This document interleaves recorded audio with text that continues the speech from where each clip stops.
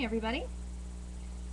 When I say the word bully, the image that comes to my mind is that big tough kid on the playground that pushes everybody else around to get their way. Unfortunately, the playground bully is not always left behind in our younger years. They show up in a place that we spend a lot of our time as an adult, at work.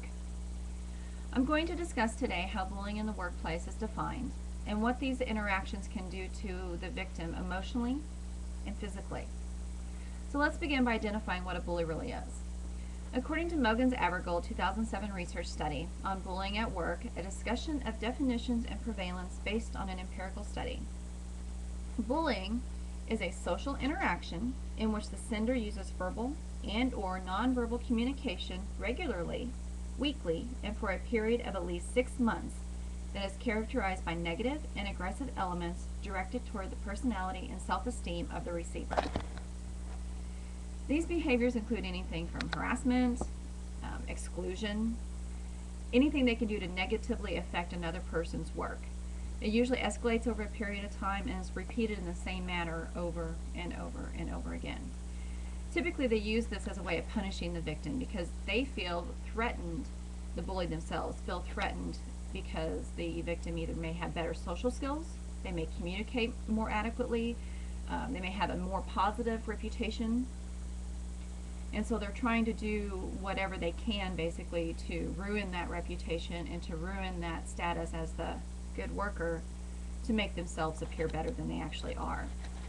The research study of Sharon and Alexis Scone confirmed these findings in bullying and harassment in the United States. Common factors of bullying behavior include intentional harm, repetition, and a progressive imbalance of power. So they do this over the course of time so that gradually the victim appears less and less competent and they appear, I guess you could say, better in the eyes of the supervisor.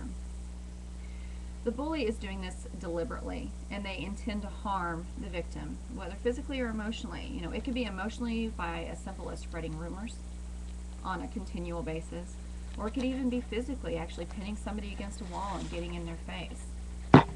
According to McGord and Richardson of the Grozado Business Report, which is in this flyer here that I had passed out earlier through Pepperdine University, in order to identify a bully, one must realize that there exist a couple of general types. You have the obvious bully, which is the one that slams doors, they throw tantrums, they're just rude, belligerent, they're just not positive people to be around. And then you have the subtle bully. They're the ones that appear cooperative, they appear reasonable, they appear to be that model person, but behind closed doors, they're participating in micro character assassinations, they're participating in humiliating other people, anything they can do behind those closed doors to make that person seem less than what they actually are so that they feel more than what they are, breeding a toxic environment at work. The consequences of this retaliation of the bully can lead to emotional and psychological problems for everybody involved. Briner discovered in his 2004 research, Safer at Work, in his Table 3, you'll find that in your packet, the Safer at Work Development and Evaluation of Aggression and Violence Minimization Program. The emotional consequences of prolonged negative communication or bullying can lead to a multitude of psychological problems. After experiencing aggressive incidents, people have a tendency to rationalize the behavior, and that's what that table outlines.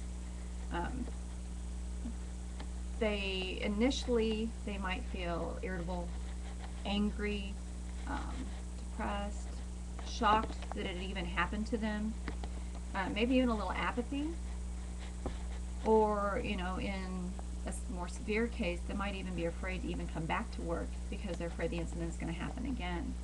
On the physical side of that, people develop headaches, they get muscle soreness, body tension, myalgia, basically just kind of an all over, your body's telling you you don't want to go back in that situation again kind of feeling. The rationalizations that people give anything from, well, they didn't know any better, maybe I did something to provoke them, all of these rationalizations need to be realized that it is not the victim's fault that these things have happened. It is the bully's way of trying to cope with their own sense of self. Aggarwal and Michelson's research in relationships between bullying, psychological work environment, and individual stress reactions add supporting evidence of the emotional consequences of bullying. These include mental fatigue, depression, anxiety, just a poor overall mental health. Basically, a person's mental capabilities are destroyed, leading to the inability to concentrate, difficulty performing and completing tasks, which is what the bully is wanting, because this makes you less productive and makes them appear more productive than what they actually are. Peter Gorman of bullyingintheworkplace.com also lists potential illnesses as the direct result of bullying.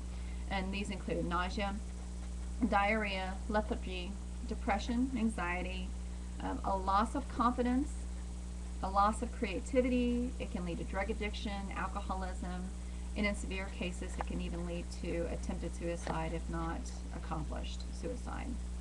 So let's review the material that we've covered. We've learned today that through multiple empirical research that a bully can be both subtle, openly appearing benign, and then malignant in their intentions under the surface, or obvious by throwing the tantrums and becoming hostile in front of everybody. We also learned that bullying can affect the behaviors, or can inflict both physical and psychological harm on others. This can range anywhere from the most severe post-traumatic stress disorders to just simple headaches that begin to plague the victims. The Department of Labor and Industries report, which I also handed out to everybody, this form right here, report number 87-2008 of April 08, summarizes this information and also elaborates on how bullying not only affects the individuals, but the organizations in the long run. Thank you very much, and I appreciate your time.